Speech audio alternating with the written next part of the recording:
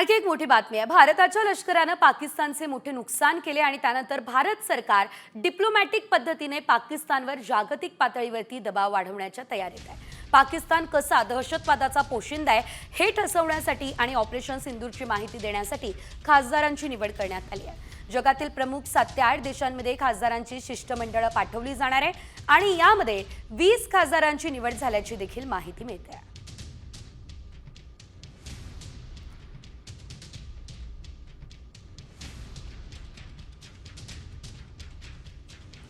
तर खासदारांच्या शिष्टमंडळात कोण कोण असणार आहे त्यामध्ये शिवसेनेचे श्रीकांत शिंदे, शरद पवार गटाच्या सुप्रिया सुळे आणि यांचं नाव आता सध्या समोर आलं असल्याचं आपण पाहतोय। शिवाय शिवसेना ठाकरे गटाच्या प्रियंका चतुर्वेदी सुद्धा या टीम मध्ये असू शकते।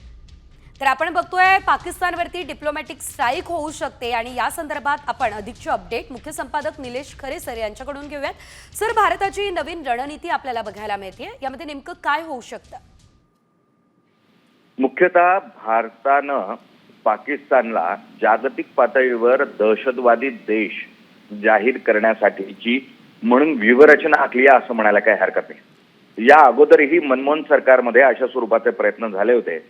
आता त्या स्वरूपाचे प्रयत्न हे भाजप सरकारकडून होताना पाहायला मिळत आहे आणि यामध्ये सर्वात सकारात्मक बाब म्हणजे सर्वपक्षीय खासदारांचा वापर यासाठी म्हणून केला जाणार आहे। उत्तम वक्ते असलेले आणि जागतिक पातळीवर मान्यता असलेले शशी थरूर जे काँग्रेसचे खासदार आहेत त्यांना या ठिकाणी जागतिक प्रचार दौऱ्यामध्ये पाठवण्यात येणार आहे, ज्यामध्ये मुख्यतः पाकिस्तान कसा दहशतवादी देश आहे आणि याजवळ असलेली अण्वस्त्र ही जगासाठी म्हणून कसा धोका आहे हे सांगण्याचा प्रयत्न केला जाईल। जेणेकरून काल राजनाथ सिंग आपले संरक्षण मंत्री यांनी जे संकेत दिले की पाकिस्तान हातातली अण्वस्त्र ही जागतिक धोका आहे आणि त्यासाठी AIEAनं ही शस्त्र ताब्यात घ्यायला हवी, त्यांच्यात ती नियंत्रणात यायला हवी। मुळात याचाच प्रचार या खासदारांच्या माध्यमातून जगभर केला जाईल आणि जगाच्या माध्यमातून दबाव टाकला जाईल की अखेरीस युनोनं किंवा AIEAनं या पूर्ण परिस्थितीवर नियंत्रण मिळवावं।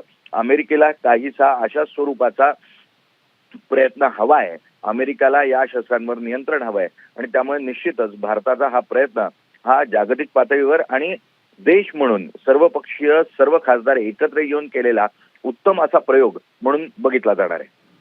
निश्चितच धन्यवाद सर, तुम्ही दिलेल्या या सर्व सविस्तर माहितीसाठी। आपण बघतोय पाकिस्तानवरती जागतिक पातळीवरती दबाव आणण्याची रणनीती जी आहे ती भारताकडून खरं तर आखली जाते आणि यामध्ये सर्वपक्षीय खासदारांचा समावेश आहे हे देखील आपण बघितलं। ऑपरेशन सिंदूरची माहिती सुद्धा संपूर्ण जगात आता पोहोचवली जाणार आहे आणि डिप्लोमॅटिक स्ट्राईक करण्याचा इरादा हा सध्या भारताचा दिसतोय। त्यामध्ये खासदारांच्या शिष्टमंडळामध्ये कोण कोण असेल त्यामध्ये शिवसेना शिंदे गटाचे श्रीकांत शिंदे, शरद पवार यांच्या राष्ट्रवादीच्या सुप्रिया सुळे आणि ठाकरेंच्या शिवसेनेच्या प्रियंका चतुर्वेदी या शिष्टमंडळामध्ये असणारे हे काही महत्त्वाचे खासदार आपण बघतोय।